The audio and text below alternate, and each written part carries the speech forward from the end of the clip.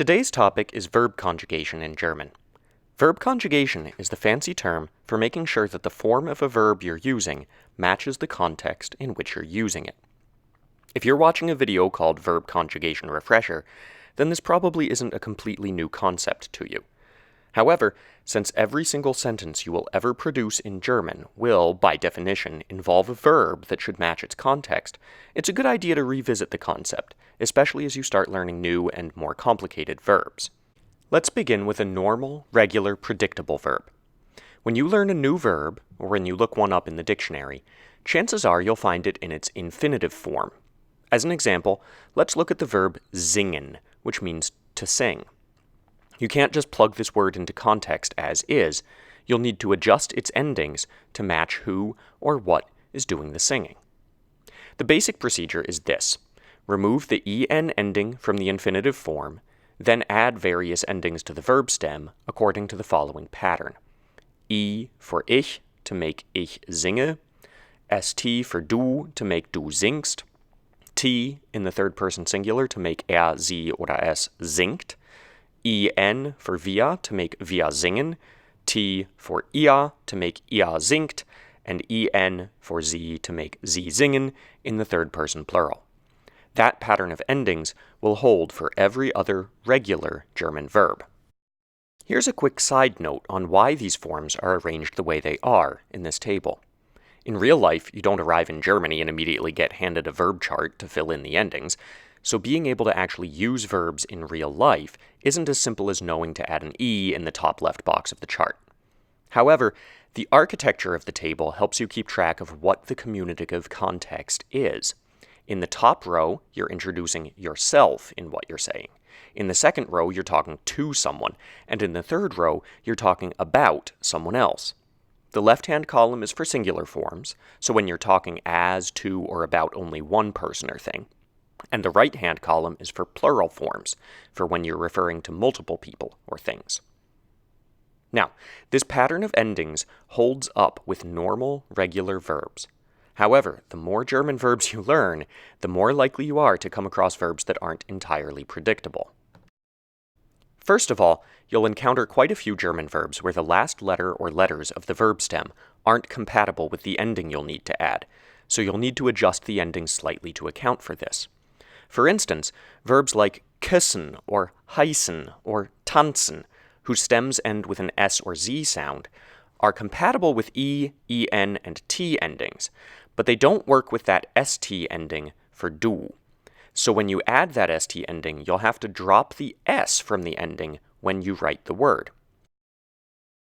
Other verbs have stems that end in a D or T sound, and therefore are basically unpronounceable if you try to add an ST or a T to them.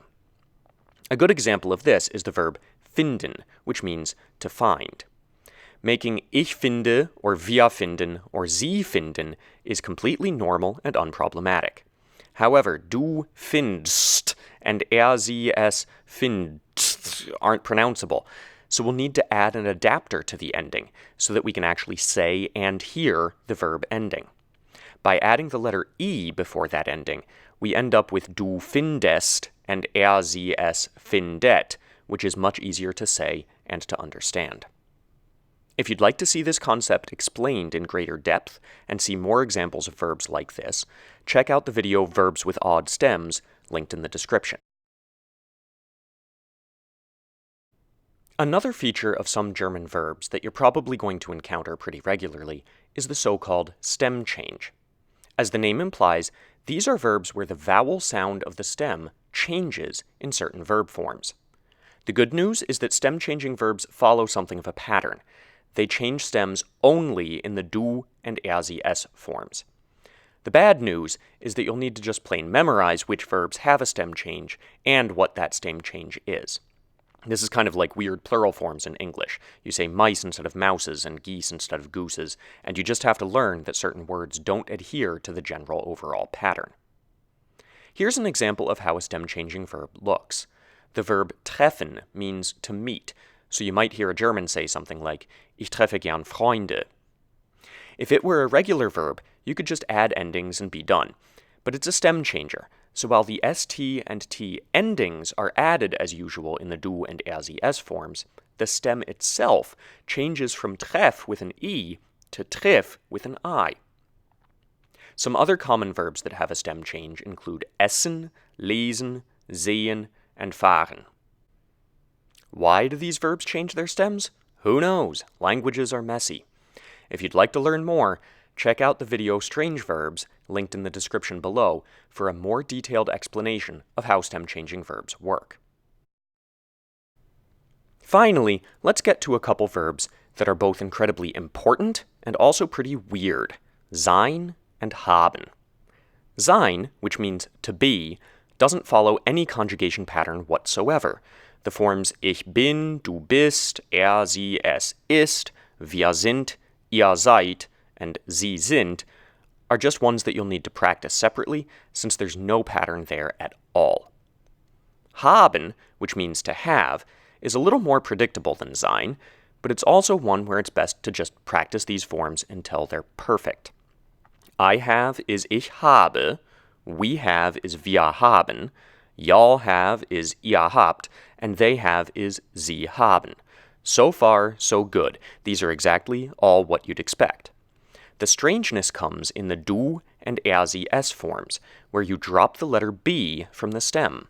So instead of du habst, you have du hast, and instead of sie, es habt with a b, he, she, or it has becomes sie, es hat without a b. Let's look at a couple examples of verbs in action. Someone who's shaky with verb forms might say, ich hat eine Schwester. However, ich and hat can't match, so we need to change the verb form to habe to make it pair with ich. Or someone might say, mein Onkel findest Basketball langweilig.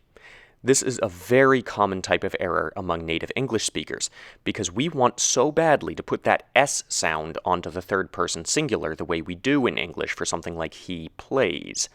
But that ST ending doesn't work in German.